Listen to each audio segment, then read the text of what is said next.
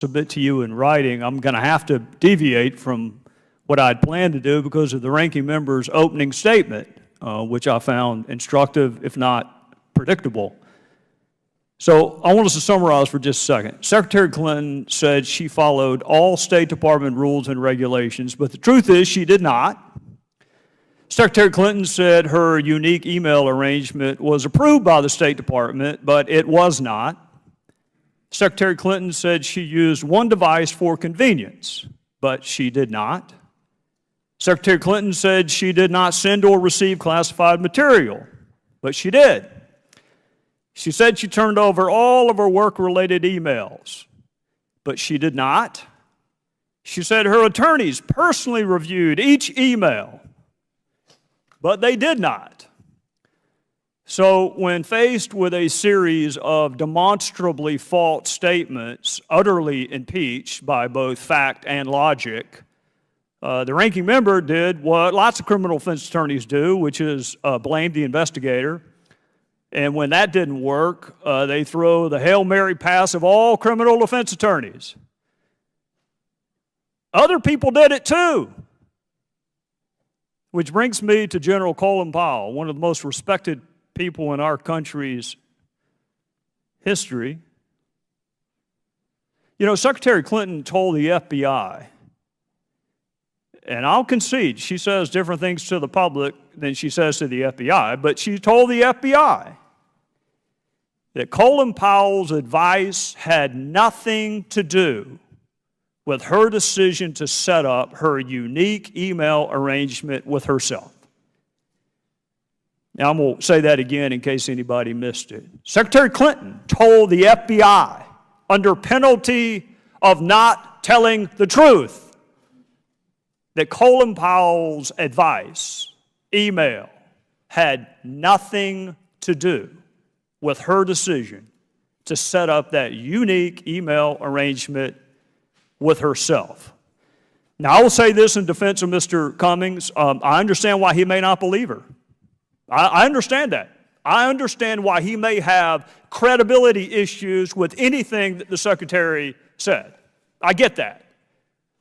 But I think it would have been fair when you are using your opening to criticize Colin Powell to at least point out the person you're trying to defend doesn't even say Colin Powell was the impetus behind her decision to have that unique email arrangement with herself. So let me ask you this. Secretary Clinton was asked, because she frequently says 90 to 95% of her emails were in the State Department system. Have you heard her say that? Sir, I can't recall. Well, it won't take you long to find it. She says it a lot, or she said it a lot. And then she was asked, who told you that? Who told you that 90 to 95% of your emails were in the State Department system? And you may find her answer interesting. We learned that from the State Department and their analysis of the emails that were already on the system. We were trying to help them close some gaps. I like the word gaps. I guess if you consider the Grand Canyon to be a gap, then yes, there were some gaps in her email. Did you have 90 or 95% of her emails on your system? Again, sir, the only emails we would have is what has been provided recently, which was that 55,000 that we got. Well, no, I'm going back before that, Mr. Finney. She said you already had them before she gave them to you. You already had 90 to 95%. Was that true? Again, sir, the emails that we're looking at, talking about the state.gov emails, she did not have a state.gov account. And as far as the emails that we received from her came at that time frame when it was turned to the department and it was processed by a bureau. But she made this contention before she ever returned them. She said you already had 90 to 95%. She was just helping you fill in some gaps. If you had 90 to 95%, why weren't you complying with FOIA? Again, sir, what I have in our system is what received by a bureau. Let me see if I can put that in South Carolina terms that I can understand.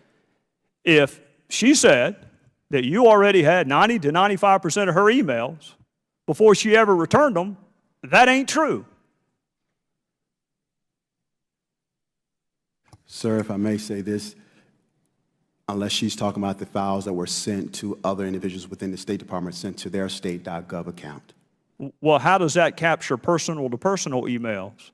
And how about the 14,000 that she didn't turn over? Did you have those?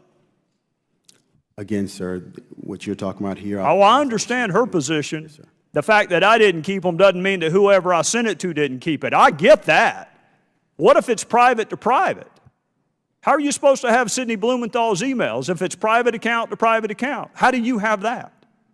Sir, if you look at what we are doing today, in accordance to the Federal Records Act of 2014 that was amended, it requires that if an employee uses their Gmail account or private issued account, they're required by law to send that email to their state.gov account. That was amended in 2014, and that is what I'm briefing and the State Department briefs today. That sounds like it was a couple years too late, but I'm out of time. Thank the gentleman. Now recognize